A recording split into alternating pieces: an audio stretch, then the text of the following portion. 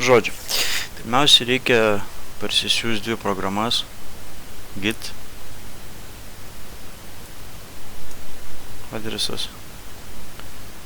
Čia pradės automatiškai siųsti ir brackets. Instaliuojam, ten viskas paprasta, next. Paskui reikia susikurti akauntą GitHub.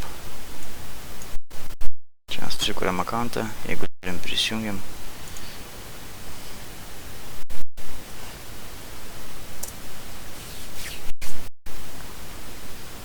Daugiau čia nieko daryti nereikia. Tada antras, bet kur susikuriam aplankalą, kur laikysim visą kodą.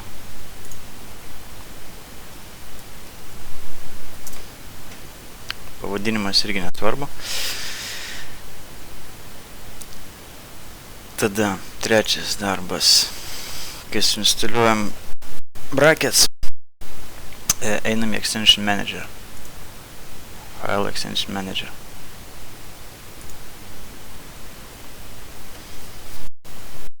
Čia yra papildiniai, kurie reikalingi.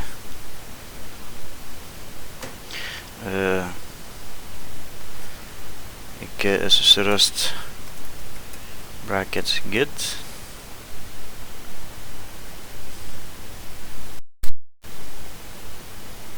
Šitas spaudžiam install.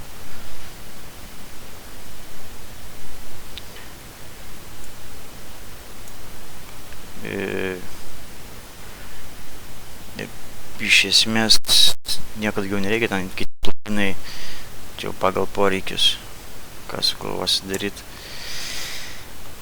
Žodžiu, instaliuojam git, uždarom, persikronam. Tada atsidarom, čia toks yra ženkliukas, atsiranda, kai instaliuosi brackets git. Atsidarom čia ir atsidarom aplankalą, kur sukūrėm open folder. Ta, kur pirmiausia sukūrėm tuščią aplankalą. Viskas atsidarom aplankalą. Čia nerodo nei vieno failo.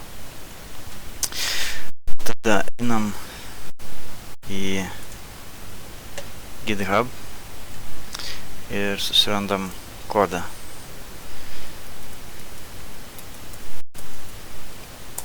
Čia modės vartotojas.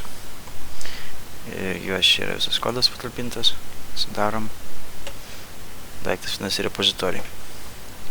Spaudžiam clone arba download ir nukopijuojam adresą.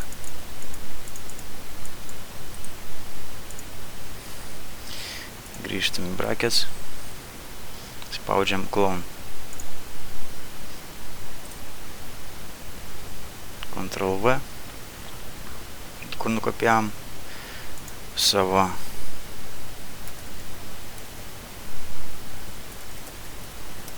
vartotojo vardą ir slaptažodį iš GitHub'o.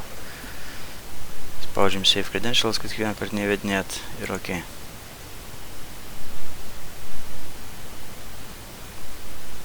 Viskas.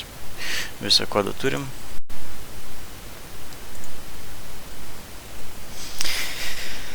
Dabar toliau modė tai pridės čia į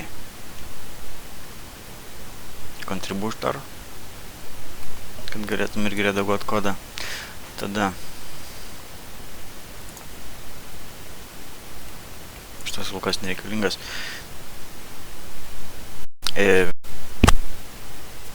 Kai bus pridėtas kaip contributor, tas žmogus, kuris gali redaguoti kodą, tarkim, padarai kažkokius pakeitimus.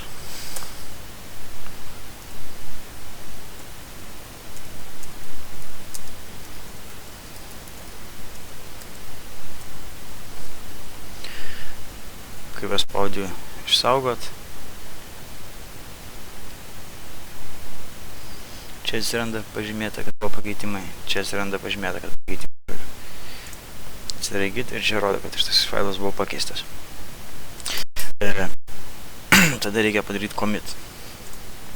Commit yra kaip bookmarkas, taškas, į kurį galima grįžti bet kuriuo metu. Tarkim, padarei toliau klaidų kažkokių, nebežinai kaip ištaisyti, grįžti prie šito. Tai po rimtesnio pakeitimo rekomenduojama padaryti commit. Čia parodo, kokie pakeitimai padaryti. Čia pasirašom kaip pastaba. Kažkas pakeista, tarkim. Kas padaryta buvo. Ir ok. Čia dingsta viskas, failai visi padarytas breakpointas. Ir čia atsiranda vienetas, kai pabaigėm visus darbus, tarkim jau nieko nebedarysim su kodu, reikia spaust push. Paspaudžiam git push. Įdam vartotojo slaptažodį, jeigu reikia. Ir ok. Aš gaunu klaidą, nes nesu pridėtas kaip žmogus, kuris gali redaguoti kodą, bet jeigu išmeta, čia tiesiog rašo permission denied. Jeigu rašo kažkas netitinka versijos, pirmiausiai padarom pull. Šitą paspaudžiam, tai reiškia atnaujint kodą iš svetainės, parašo up to date ir tada vėl darom push. Viskas. Push tai reiškia išsiunčiam kodą atgal į GitHub, kad jis atsinaujina. Čia tiesiog matysis, kas buvo pakeitimai padarytas. Viskas iš esmės pagrindiniai dalykai, kas liečia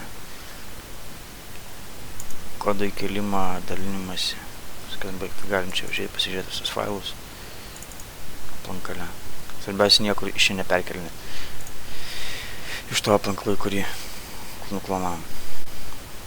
Kaip ir viskas.